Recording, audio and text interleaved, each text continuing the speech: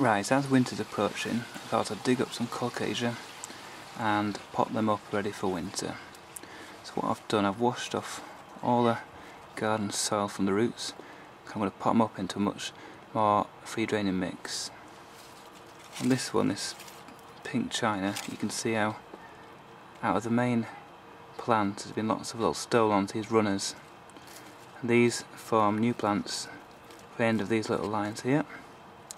And you could cut that off and make a new plant, but as I want to save space, I'm going to overwinter these all together in one pot. And this is the other type of Colocasia growth pattern. It's a clump forming one. And as you can see, there's one main tuber in the middle, rhizome, and these smaller growths, just by the side little offsets, are very close to the main stem in the middle. So for these to be divided, you've got to cut through that rhizome, leaving enough for the main plant to survive, and make sure there's enough roots for each one. And again, I've washed off all the compost off these and the garden soil. I'm going to put them up into a much free draining mix because they're going to be cooler over winter, and they need to be pretty dry at the roots or be able to drain very quickly so that they don't rot off. And so the mix I'm using is a good 50% perlite, about 35% multi-purpose compost, and about 15% Johnnins number 2. I mix this all together to get a nice friable mix, and it's very free draining. I'll pot up my Colocasias and they will be overwintered in the greenhouse, minimum temperature about 8-10 degrees. So this is my chosen pot size for potting up a Colocasia. It's 3.8 litres.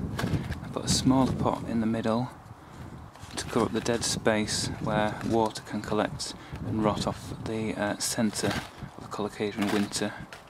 So that's to provide more aeration in the middle, as it's full of air, and it won't allow all the water to seep into the middle, where normally the roots will grow out on the outside. So put my mix, fill that up to the top of the inner pot.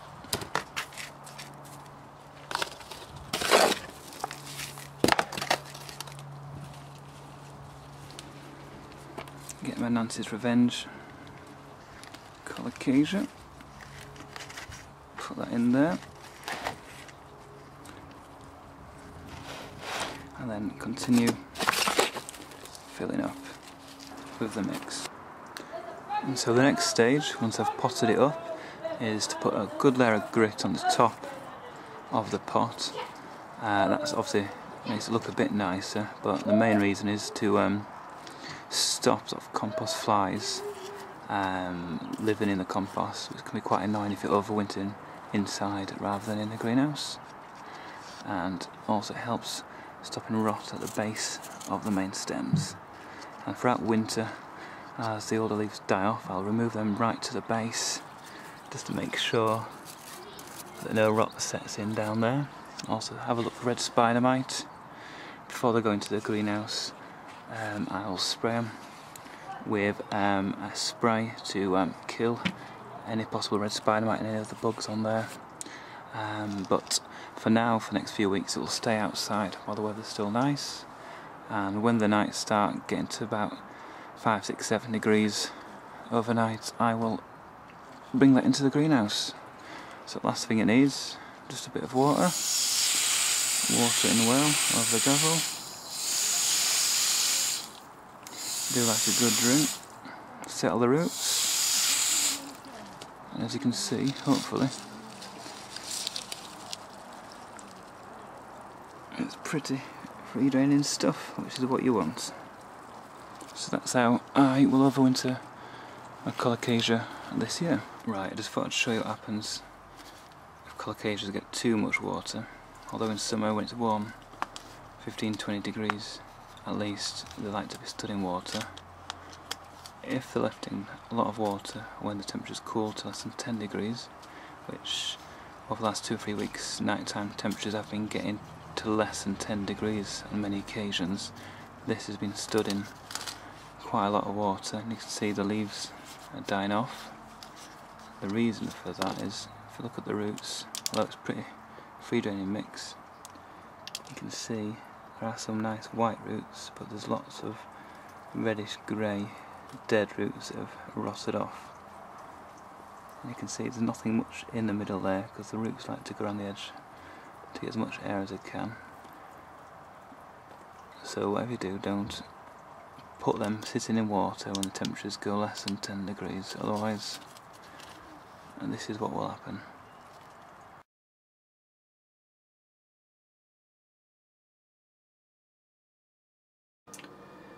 Right, another job I do at this time of year, in preparation for winter, is to take cuttings of summer bedding that I want to continue for next year. So all you do is get your plant that you want to keep, something like coleus or fuchsia, and get a non-flowering stem and cut it just below a leaf node, about 3 or 4 inches long, as best you can do. If all the stems are flowering, just pinch out all the flowers, pinch out the top, and just stick it into a very free draining compost and perlite mix, or a very sandy gritty mix if you wish. So in this tray, these are all the little cuttings I've done. This time of August, September, the will root very, very quickly. You can actually root coleus and fuchsia just in water and then transplant them into some compost when they've got a good root system.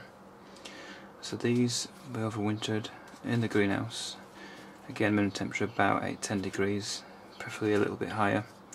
And come spring, I'll plant these out or take further cuttings to increase supply. The same can be done for this little silver shield plant as well. That's just a cut off. You can see it's only 3 or 4 inches high, and that's been in this pot for a week. It's already showing signs of growth, so that's already started to root.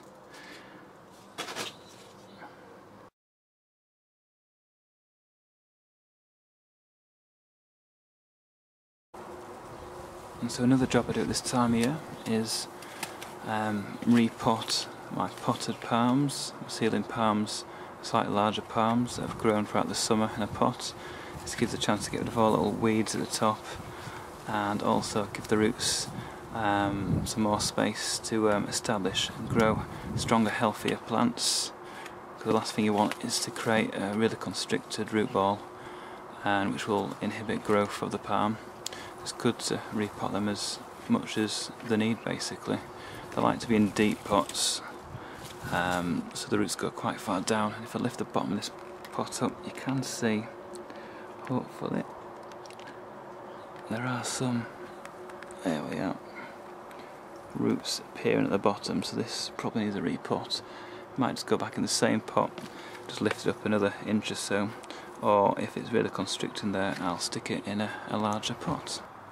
So as you can see with this palm, which has been in this pot for 3 months, since about mid-May, has grown some nice new roots, which have gone straight down to the bottom of the pot. You can see there, that one's gone straight down.